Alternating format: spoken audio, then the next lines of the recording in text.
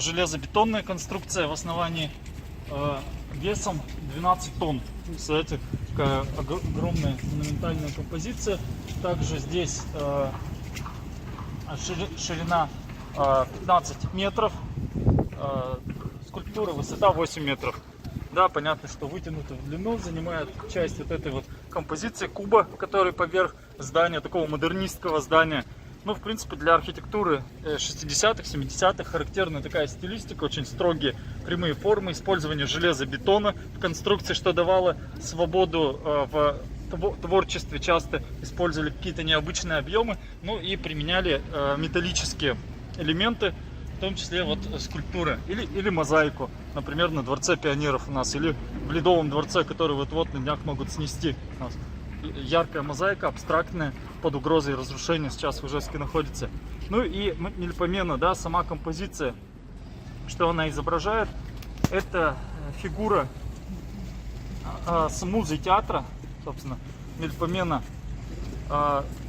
Тройка коней, да, мчит колесницу, создает тем самым движение, динамику. В руках она держит арфу, символ искусства, музыкального творчества, напоминая о том, что в здании занимались в том числе музыкальным искусством и театром. Птица летит направо, да, в правом направлении, а другая птица садится на голову коня. Вот, ну и под музой, да, если чуть-чуть назад отойти, стоит она на таком постаменте, колесница, да, там еще и колесо. Колесо — символ движения, бесконечности, энергии, цикличности. Вот, ну и птица — это тоже символ как бы духа, творчества, свободы, полета к вершинам искусства.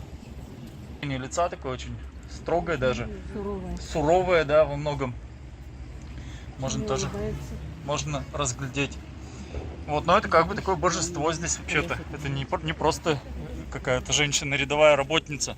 Металлургов расположились, именно это место выбрали.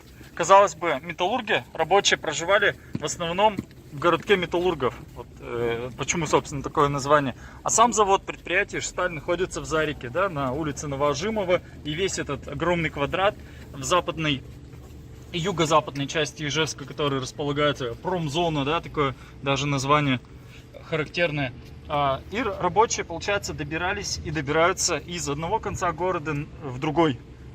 По улицам Карла Маркса, по Горького, да, для этого, кстати, и троллейбус в свое время пустили от завода Ижсталь в городок металлургов, 9-й маршрут, и трамвайное движение из центра пущено. Это для того, чтобы на пути с завода, с предприятия рабочие приходили сюда и останавливались, проводили тем самым досуг перед тем, как ехать домой, отправляться. Понятно, что отобедали они на заводе, да, там в столовых, далее сходили снова, пообедали после работы, какой-то полдник устроили, потом наполнились уже духовной пищей.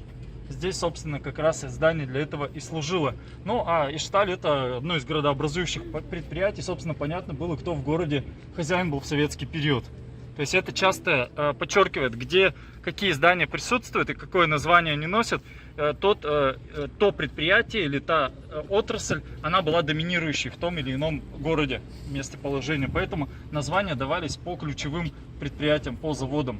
Там ДК «Машиностроитель», да, например, Дворец культуры и так далее. Вот это все было взаимосвязано. Сейчас у нас диктуют условия застройщики в городе. То есть уже не заводы, а застройщики. Вот поэтому мы видим вот эти башни Республика, и на противоположной стороне появляется. Это тоже показатель эпохи.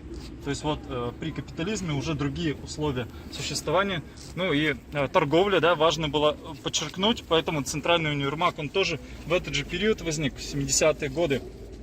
Тоже типовой проект, тоже модернизм, но важно было подчеркнуть руководству города и архитекторам значимость торговли, советской торговли, поэтому универмаг это был как бы витриной Ижевска в данном случае. Ну и поэтому многие гости стремились сходить сюда со всех районов Удмуртии, из других городов, когда приезжали. В первую очередь зачастую шли именно в универмаг, центральный универмаг. Сейчас, конечно, торговлей и обилием магазинов никого не удивишь. Вот, а в то время это было новинкой, достижениями.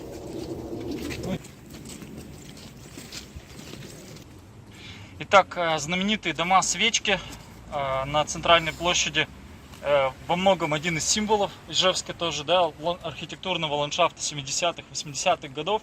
Так вот, выбирали самые роскошные, самые современные дома, характерные для 70-х годов, так называемые башни Вулыха. Среди любителей архитектуры, ценителей, такое прозвище имеют эти дома, этот архитектурный стиль.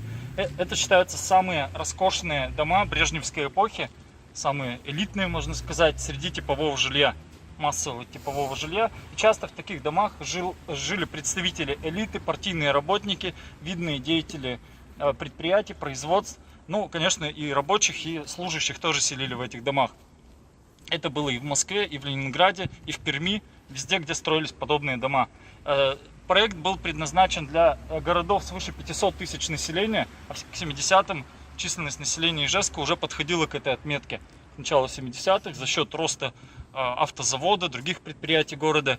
И вот, собственно, здесь, на центральной площади, их и начали возводить. Строительство началось еще в конце 60-х годов со стороны Пушкинской, с того направления, то есть с 8-го дома его первым по счету строили, затем строили 6-й, 4-й и 2-й, соответственно. То есть 4 дома сформировалось, и среди народных таких прозвищ, да, можно было услышать название 4 Удмурта, потому что они как бы центрировали площадь, да, и столица Удмуртии, она обрела такие вот здания, высотки, по сути, по своим меркам. Здесь использовалась железная конструкция в основании и кирпичные стены. То есть они из кирпича построены. Розовый цвет был тоже редким. Далеко не все города на самом деле возводили здания с использованием розового кирпича. И это было очень таким, ну, престижным иметь здание в розовом кирпиче. То есть это смотрелось как-то эффектно, помпезно, дорого выглядело.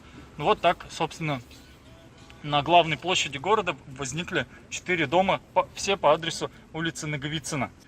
Ну и многие люди использовали высотность этих домов для того, чтобы покататься на лифтах.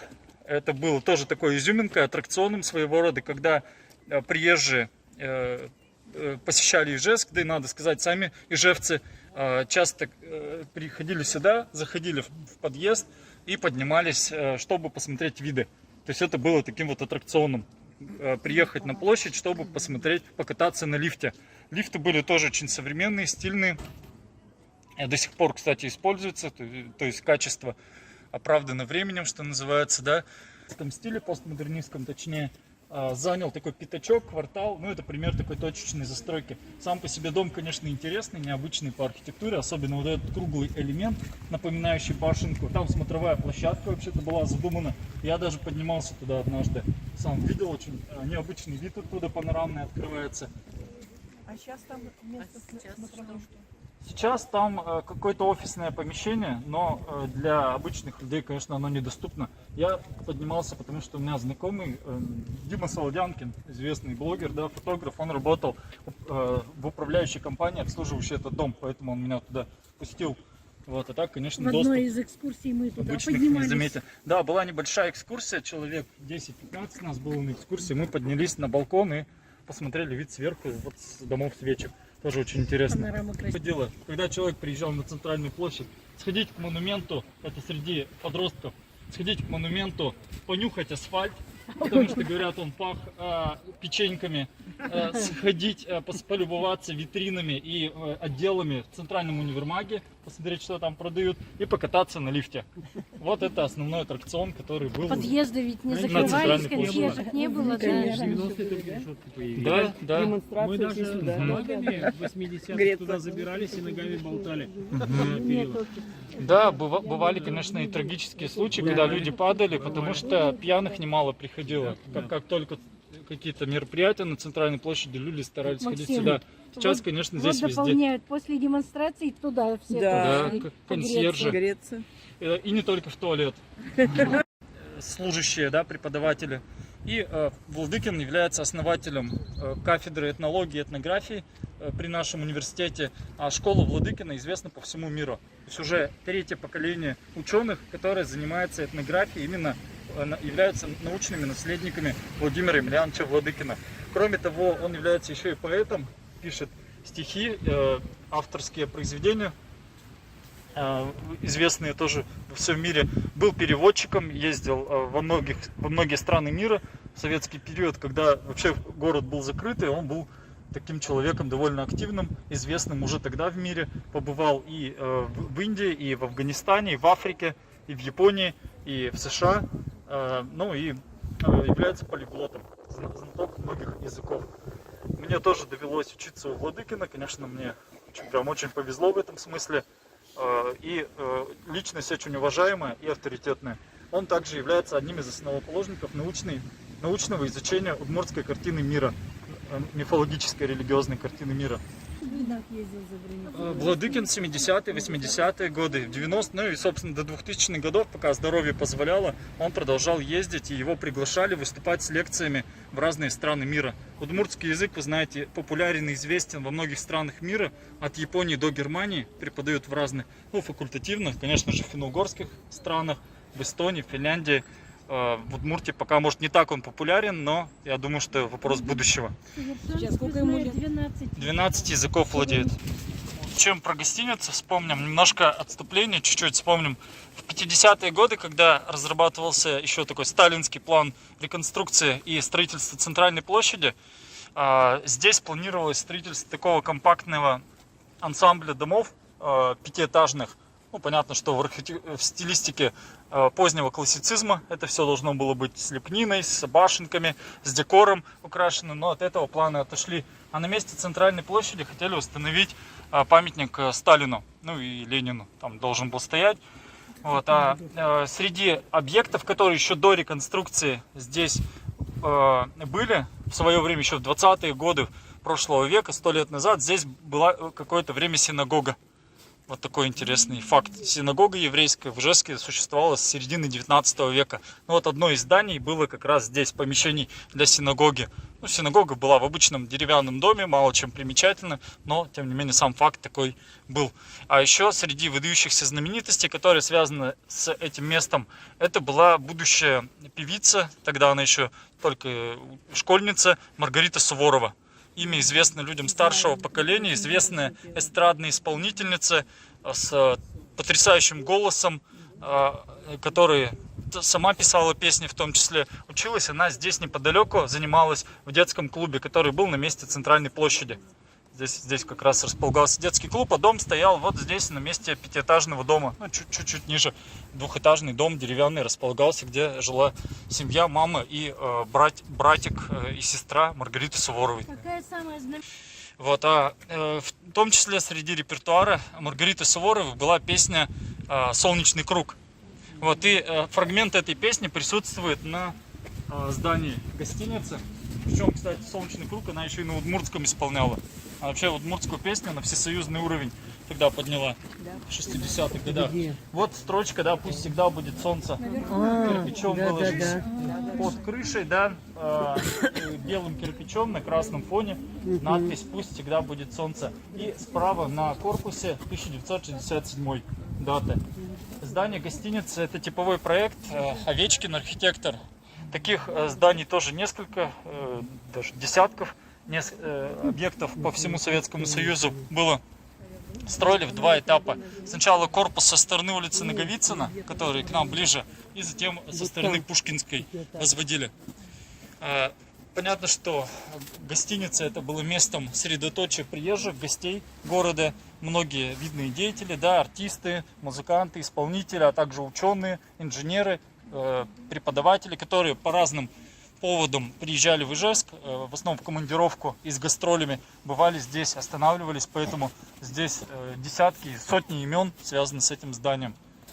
Вот. Ну и знаменательным, важным для жителей Ижевска, конечно, было кафе, которое располагалось со стороны Наговицына. Это так называемая читалка.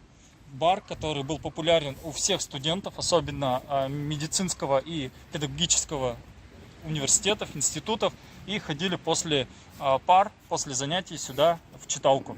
Давайте мы подойдем, посмотрим, что изображено. Ухо. Смотрите, у стен есть уши, да, вот, как говорится. Это проект Ирины Мамаевой, известной ижевской художницы, которая прилепила сюда ухо. Она ходила на здание Ижевска, приклеивала такие элементы уши. Ну, тем самым показать, что стены тоже слышат, это как будто контакт с городом налаживается, возникает. Молчи. Можно уху сказать что-нибудь. Вот ухо здесь. И что будет? Да, проверьте, можете загадать желание. Ижевск называлось оно официально. И в гостинице было два таких заведения. При кафе был бар, собственно, который любили посещать студенты, молодежь. Стояли столы. Почему читалкой назывались? Столы здесь были расставлены как в библиотеке. И поэтому напоминало кому-то вот читальный зал. Отсюда и такое народное название. Ну и когда в 90-е годы, точнее в начале 2000-х годов здесь была реконструкция и реорганизация кафе, новый собственник так и назвал читающий паб, ну readers pub, да, то есть читалка дословно, если опять же перевести, сделали в стилистике английского бара. И гражданина, да, человека, фигура, которая стояла здесь, опять же отсылала к тому, что здесь была читалка. Ее потом убрали, перенесли к ресторану «Оглоблен». Там она и стоит сейчас. Ресторана, правда, нет, но скульптура там располагается. А с другой стороны, в другом блоке гостиницы был ресторан «Ижевск». Он был более престижным, более элитным. Там более роскошные блюда были. Стояли автоматы с газированной водой. Для чистки обуви были специальные аппараты, да. И это было очень тогда современно, модно. Вообще внедрялась новая технология, современная в 60-е годы, когда быт осовременивался, очередная веха в новом быте, и в том числе роботизация внедрялась. Техника, и вот первые автоматы были вот именно здесь, в гостинице. Даже во времена сухого закона сюда можно было ходить, приобрести. Понятно, что это было рассчитано на приезжающих в основном. Выпить имеется в виду. Привлекала. Да, привлекало внимание. Вот, ну и дамы легкого поведения здесь собирались тоже. Не без этого. А где-то же этим пользовались услугами. На перекрестке привычнее нам центральная площадь, тоже множество знаковых объектов, о чем мы уже упоминали, о некоторых зданиях. Среди них можно отметить театр оперы и балета имени Петра Ильича Чайковского. Он был построен в 1984 году как музыкальный театр. Прежде музыкальный театр был в едином составе с Удмуртским национальным театром и находился на улице Максима Горького. Там сейчас, собственно, и Удмуртский театр располагается. И в 80-х музыкальный театр получил собственное помещение, огромный просторный зал, который планировали строить еще здесь годов 60-х.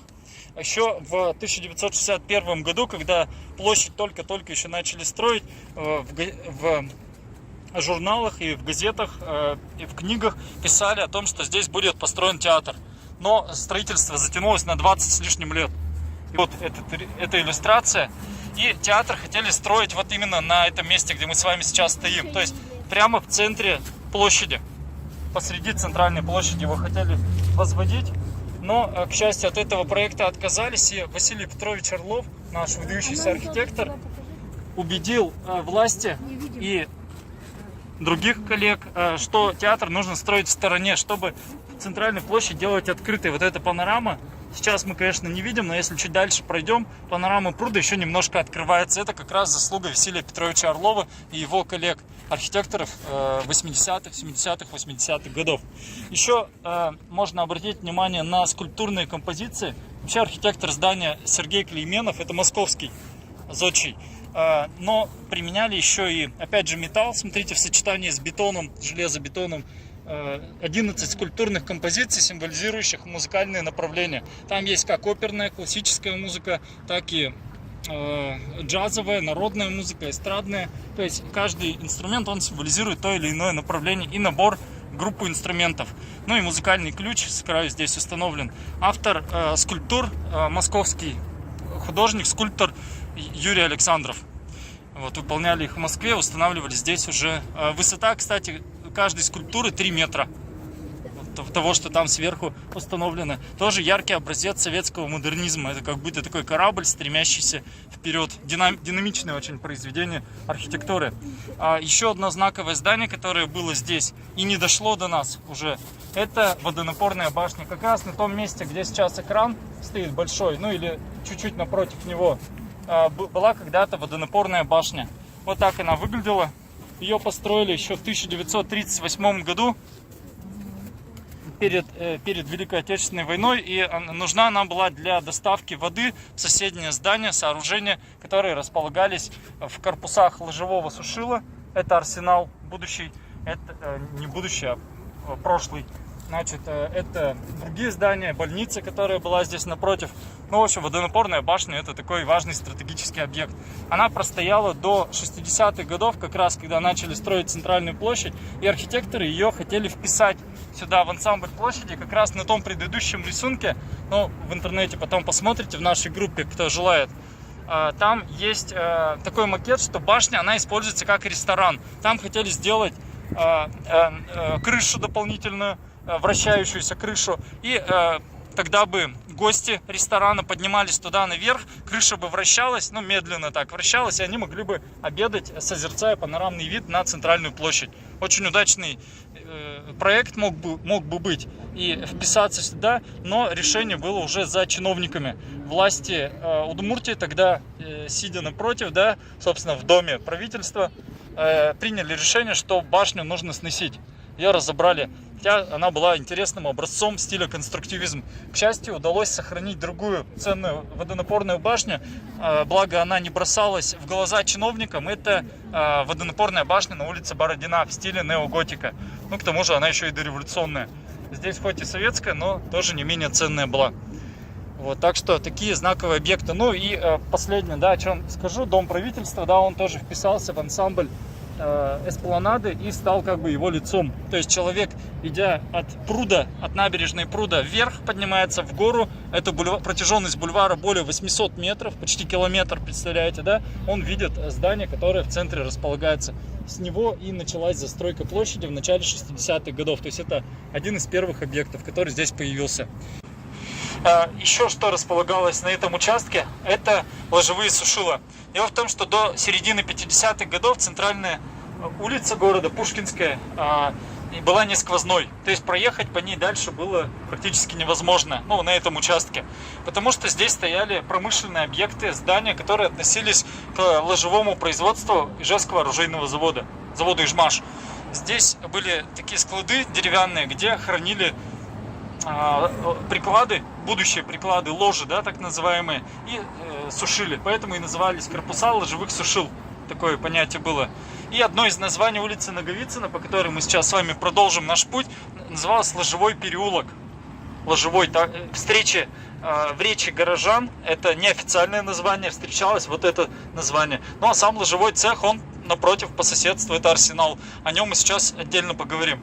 Ну а сейчас, если мы представим мысленно, что здесь были ложевые сушилы, и на месте дома правительства они располагались, и чуть далее позади, и здесь весь участок был огорожен, то дальше вниз шла не Пушкинская улица, а улица Свободы.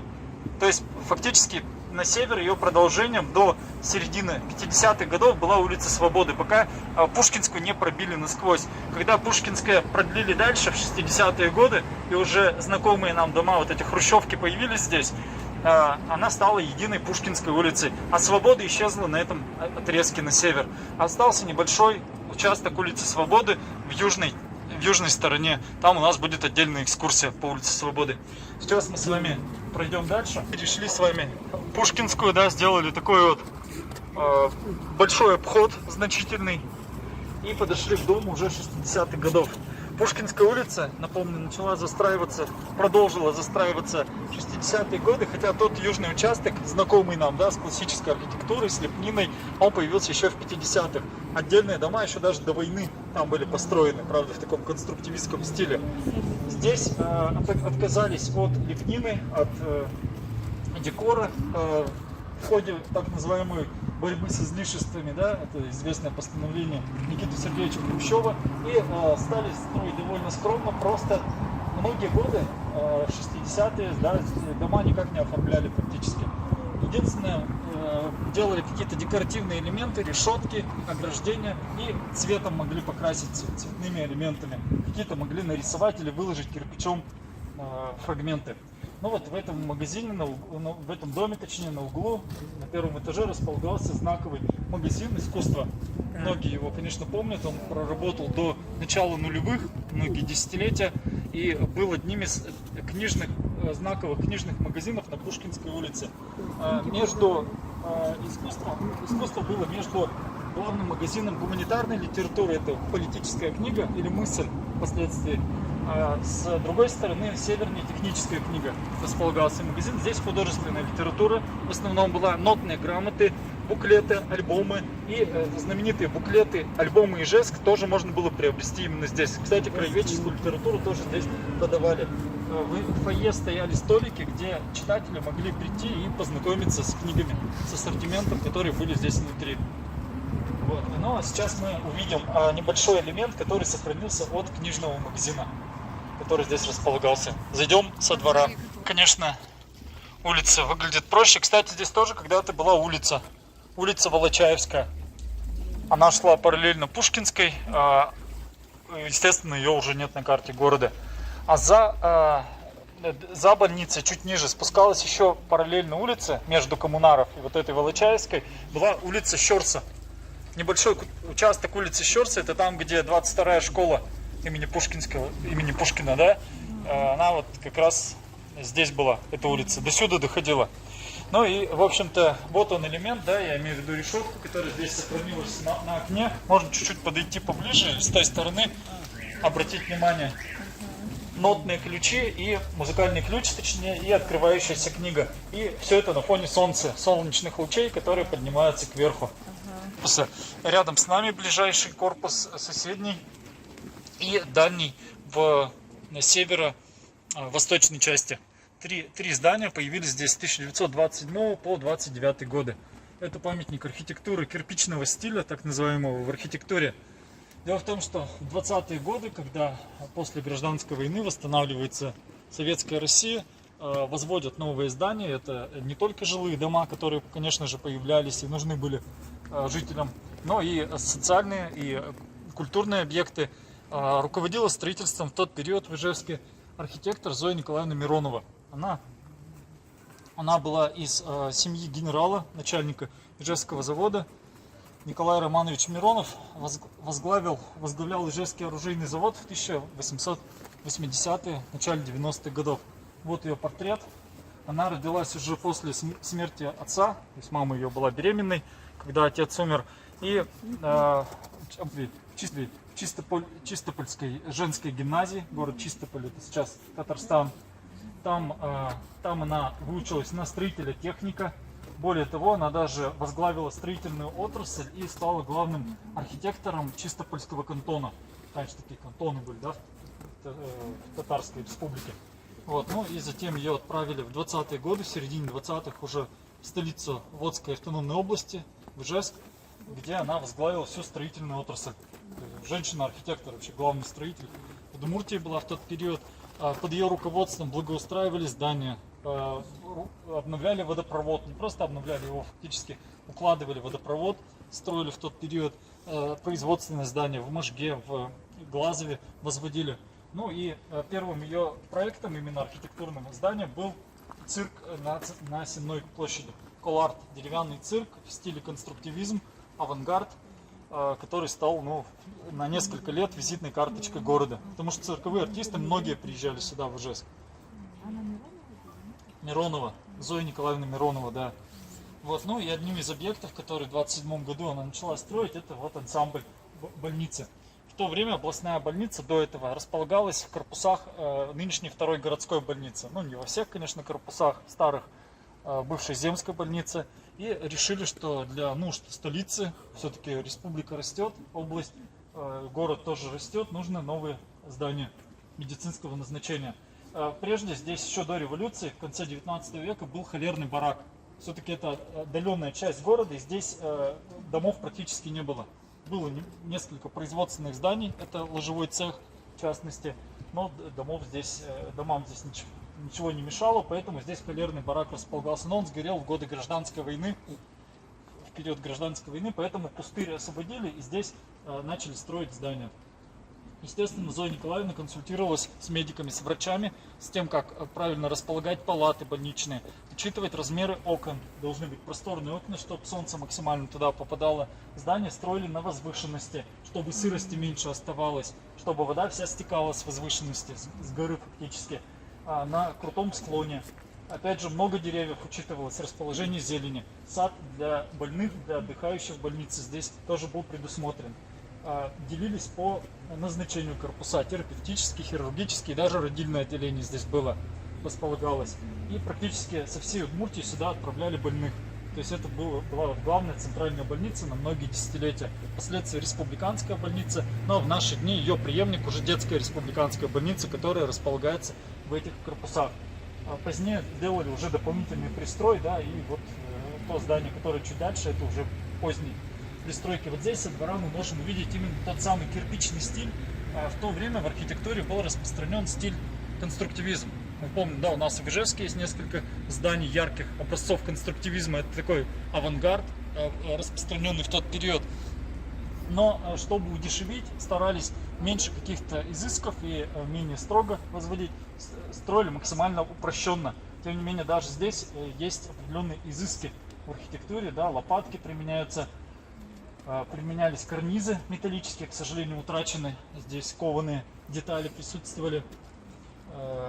Но здание не штукатурили, конечно, никак. Вот поэтому и называлось кирпичный стиль, да, за счет цвета кирпича, в общем-то, мы можем увидеть красоту, эстетику. Но кладка прекрасно сохранилась. Кладка прекрасно сохранилась, очень ровно, очень качественно, надежно выполнена. Кстати, в строительстве здания принимал участие выдающийся российский хирург Николай Иванович Дамперов. Он в 20-е годы жил в Ижевске и консультировал Миронову и других архитекторов, как должны выглядеть помещения. Это прям видный архитектор российского уровня был.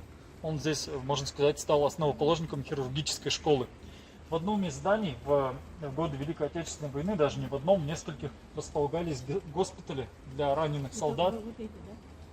Да, вот здесь в угловом и вот в этом и в дальнем тоже, ну, в некоторых помещениях были хирургические госпитали, где проводил операции будущий деятель медицины. Ну, и в тот период он, конечно, уже был видный ученый, Семен Иванович Ворончихин, видный ученый, медик, который стал первым доктором медицинских наук, вообще доктор наук, первым из удмуртов. Вот он работал как раз в этих корпусах, так что это здание еще и связано с историей Великой Отечественной, ну и последующих, конечно, периодов. Вот, кстати, детей и взрослых вместе держали одно время, то есть это были совместные, не делили раньше на детскую, взрослую, просто вот когда клали в больницу, оставляли всех вместе.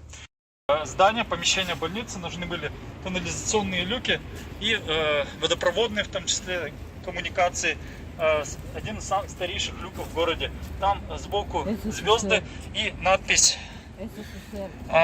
Это Коммунстрой, там написано Москва. Москва надпись, это город, да, понятно, где люки изготовлены. Коммунстрой. Кстати, пока проходили, может, кто-то обратил внимание, что здание является памятником архитектуры регионального значения. Все это вообще-то здание на балансе стоят, что называется, под охраной. Ну, разве что фасад изменен, да, но вот со двора тот корпус, который мы видели, он сохранил исторический облик. Ну, хотя, конечно, некоторые элементы утрачены. Что еще здесь располагается? Детской больницы. Сделали такое остекление широкое, которое увеличило пространство этой площади, да, сквера. И вот мы видим отражение арсенала, а именно его портика, здесь в окнах напротив. Тем самым создавая объемы, пространственные объемы. Кстати, стекло и такое широкое остекление очень часто применяется в современной архитектуре именно для этого, чтобы увеличить пространство площади или через отражение дополнительный свет направить. То есть вообще-то стекло тоже используют как зеркало своего рода. Вот, ну и на сам портик обратим внимание, центральный вход с востока и с севера не было в то время. И центральные ворота были тоже с южной стороны. Соответственно, все оружие вывозили и ввозили именно с того направления. Здание строго охранялось с самого момента постройки. Начали его возводить в 1823 году. Еще до этого архитектор Дудин, стажируясь в Италии, он обучался за рубежом. Вообще всех архитекторов со всего мира отправляли в Италию, потому что она считалась образцом мировой архитектуры, такой школой. И Дудин в том числе получал знания именно там, хотя основным альма-матер его была Петербургская академия художеств. И вот он тогда уже задумал строительство корпусов оружейного завода, в том числе воплотил идеи города Солнца. Ну, не все, конечно, идеи, но элементы, взяв у французского зодчего Клода Лиду. Что за идея такая? Когда в одном городе сосредоточено множество производств. Там же люди живут, трудятся, работают, отдыхают, учатся. То есть все в одном месте происходит. Такая утопическая идея. В то время вообще, начало 19 века, были подобные идеи популярны.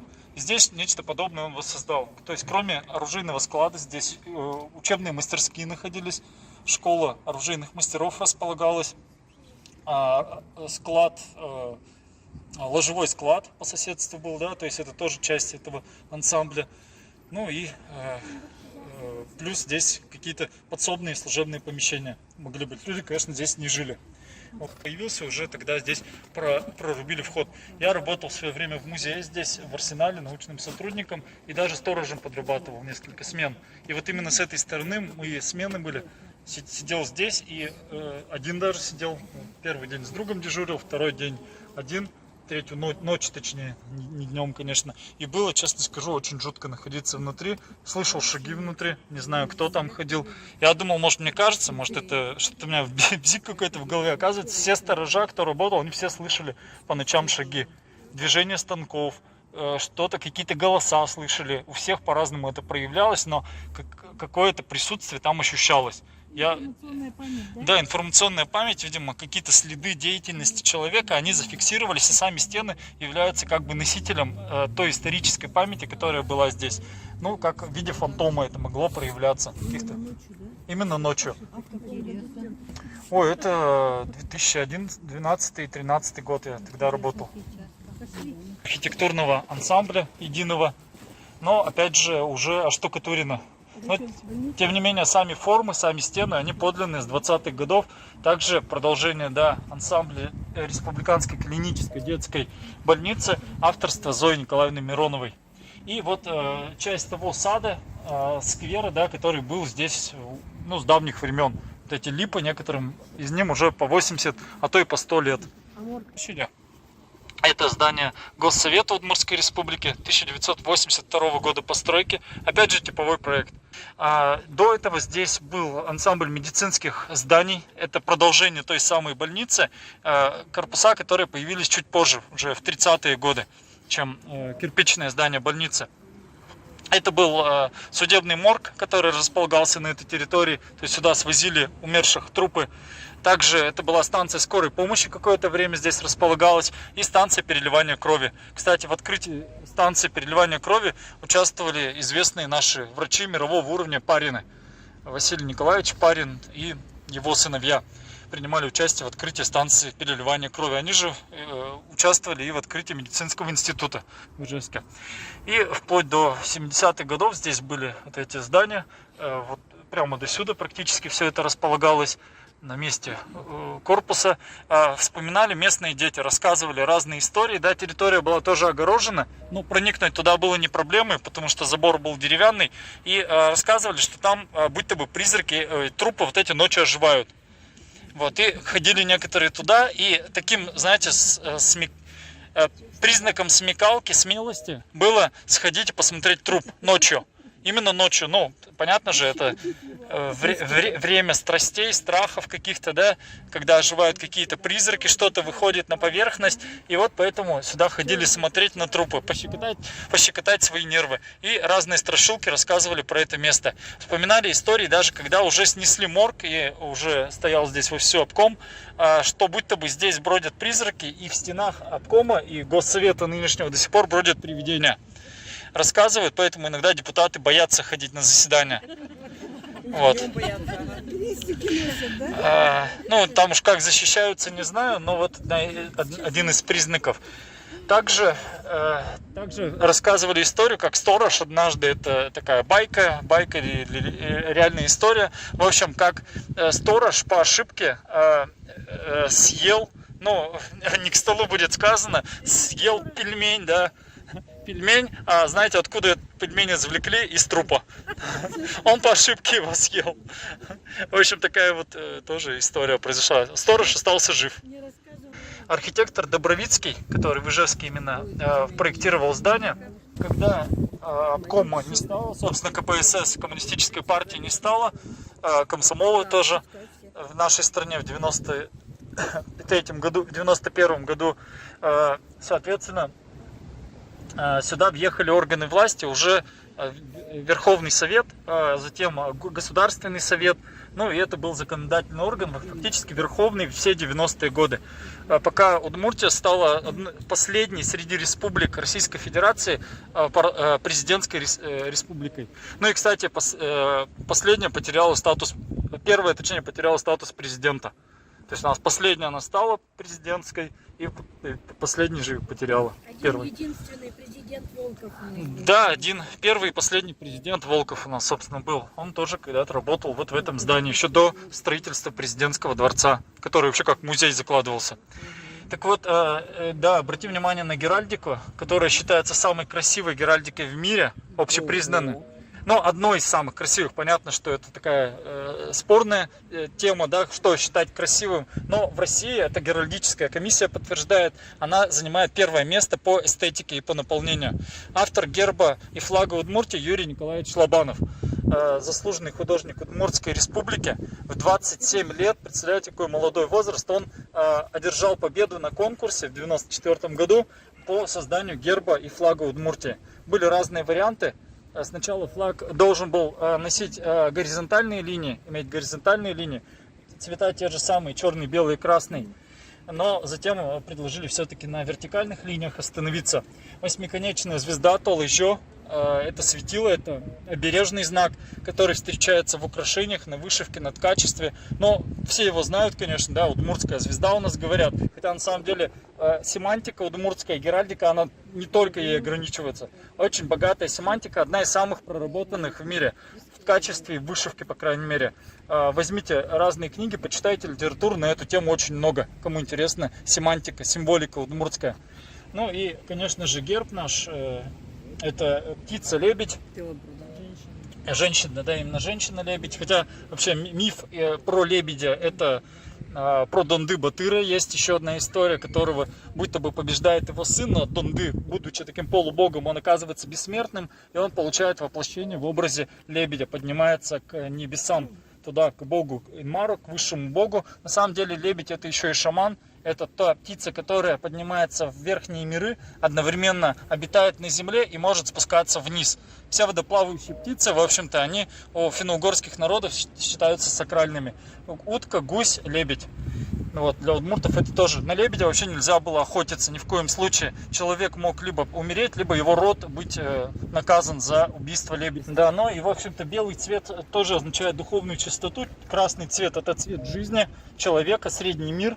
Да, белый цвет — это верхний мир, а черный цвет — это нижний мир, это мир наших предков, память о наших предков, это мир земли, музьем Мумы, да, мать земля, это наше мироздание, то, на чем мы с вами стоим, благодаря чему мы, собственно, живем и существуем. Вот 3 цвета, заложенных в геральдике Удмуртии.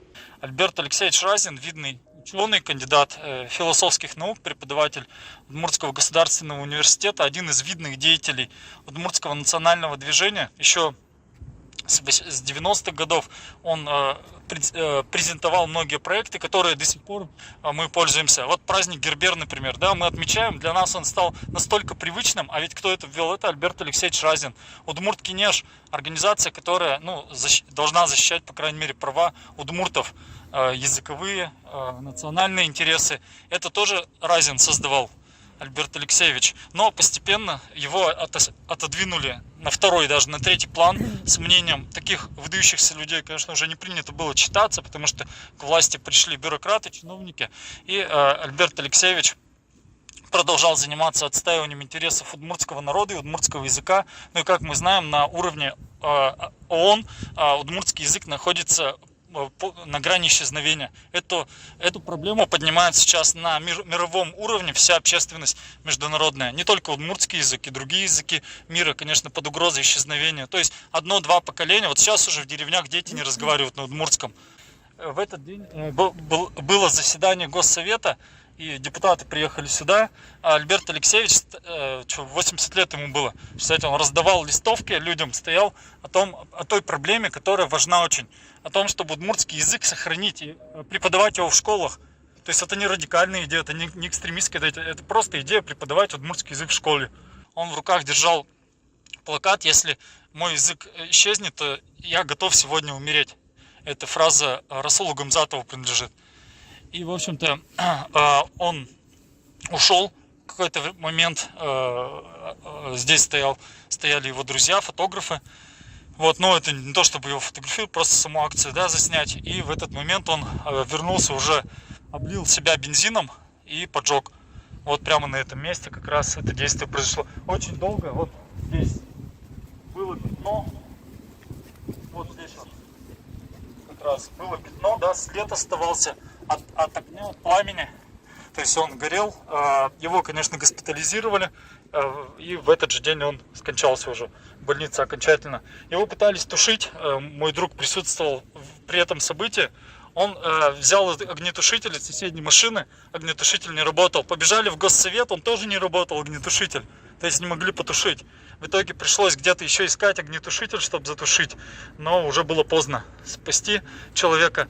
Об этом, конечно, приказали молчать. Ни одно СМИ в Удмуртии публично не говорило об этой ситуации. Мы знаем, что цензура, она была очень строго тогда введена, чтобы не рассказывать об этой ситуации. Потому что те проблемы, которые Разин поднимал, очень актуальны, остры и важны, и болезненны. Для власти, конечно, они не так значимы, но для нет таких людей, как Разин, это очень знаменательно. Поэтому имя его знают во всем мире, во всем цивилизованном мире, по крайней мере. В Татарстане, например, говорят об Альберте Алексеевиче, в Башкирии и в других республиках знают и помнят Альберта Алексеевича Разина. С другой стороны, это фэншуй, обращение к фэншуй, да, государственные здания, обратите внимание, часто уложены либо голубыми елями, засажены, вот как здесь. Это как бы такая магия. А с другой стороны укладывают Голубыми камнями. Да, камни применяют. Напомню, назывался переулок Буденова, или улица Буденова именовали. Наговицын Иосиф Алексеевич, тоже видный государственный деятель Удмуртии, не только Удмуртии, кстати, России.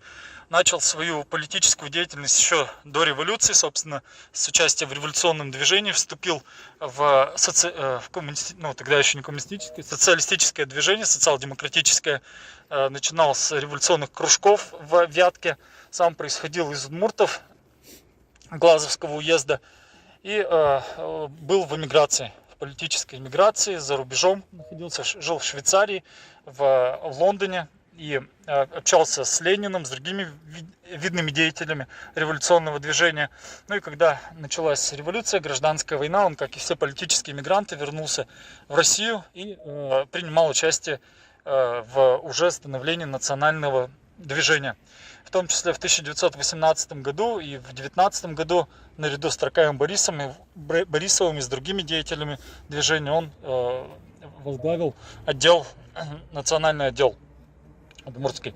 Вот. Ну и впоследствии стал первым председателем удмуртской автономии, председатель исполкома, облсполкома, фактически как президент, да, Удмуртии на тот период, Удмуртской автономной области. В 1926 году его повышают по должности, он становится народным комиссаром социального обеспечения РСФСР, то есть российского уровня, фактически министром, должности министра, наркомы назывались. И вот он с 26 до своей смерти в 1937 году он занимал эту должность. В 1937 году он умер на отдыхе в Мисхоре. И, в общем-то, от болезни туберкулезом он болел. Вот последствия плюс гражданской войны, всех этих болезней, миграции, все это сказалось на его здоровье, и вот он скончался. Но имя его очень известно и помнят до сих пор. Есть памятники во многих городах России, и у нас в Ижевске есть тоже памятник Наговицына. Улица Наговицына есть как в Глазове, так в Можге, так и в Ижевске. Собственно, вот одна из центральных улиц города носит его имя. Также здесь напротив одно из старинных зданий, тоже историческое, еще до военной постройки. Это тоже, можно сказать, продолжение того самого больничного комплекса. Здание медицинского назначения, 3-й роддом. Есть те, кто родился здесь, поднимите руки. Смотрите, половина людей,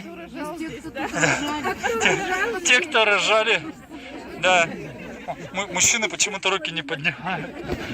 У нас 3 поколения здесь наделось. 3 поколения? Вот видите, для целой истории семей, личные истории связаны, конечно, с воспоминаниями с 3-м роддомом. Я тоже должна была. И чем он примечателен, это первое каменное здание родильного дома. Еще до революции в Ижевске было родильное отделение, роддом, родильный дом, Анны Петровой назывался. Он содержался на средства фабриканта Василия Петрова. Собственно, его жена была покровительницей, попечительницей родильного отделения, то есть частный роддом был. И после революции он продолжал работать, и построили еще несколько зданий. Но вот третьим роддомом по номеру, имеется в виду, стало первое каменное здание, именно специализированное для рожениц.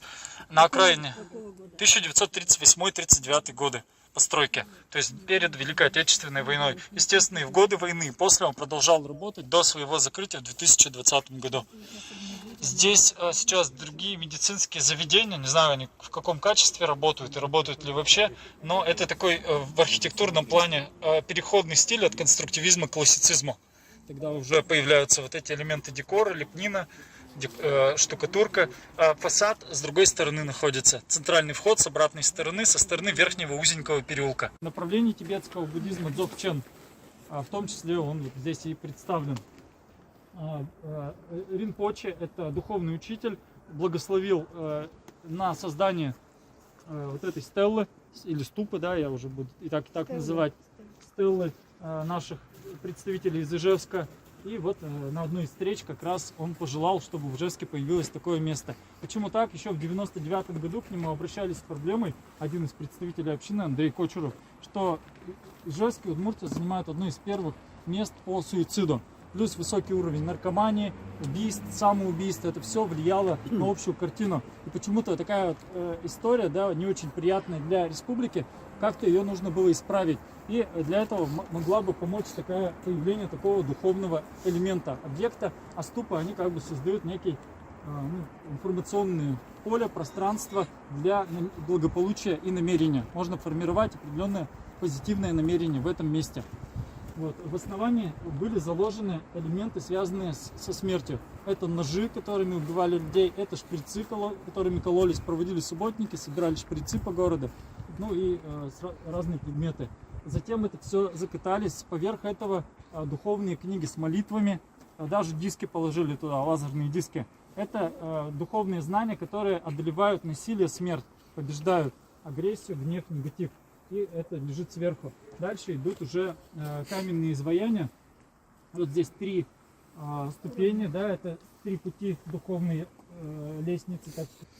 Далее фигурка Будды, которую прислали из Аргентины. Художником стал художник Церинг из Тибета. То есть он по всем канонам тибетского буддизма проектировал архитектор Джованни Боччи из Италии, которого тоже благословили. Приезжали, естественно, все сюда, художники, архитекторы. Определенного ракурса, там в зеркале можно самого себя увидеть. Также в основании ступы находится драгоценная ваза. Она означает 8 знаков удачи, но главным символизирует неисчерпаемое качество тела Будды. Иногда сюда бабушки приходят, они обойдут 3 раза, загадают желание, перекрестятся. Приходят дети сюда, прибегают, оббегают, бегают вокруг 33 раза. Ну там, кто сколько. На самом деле это такая народная чисто традиция, нет никакого правила, канона, как здесь ходить. Но главное здесь формировать положительное намерение, приходить сюда со светлыми мыслями и обращаться как бы вот со всем наилучшим.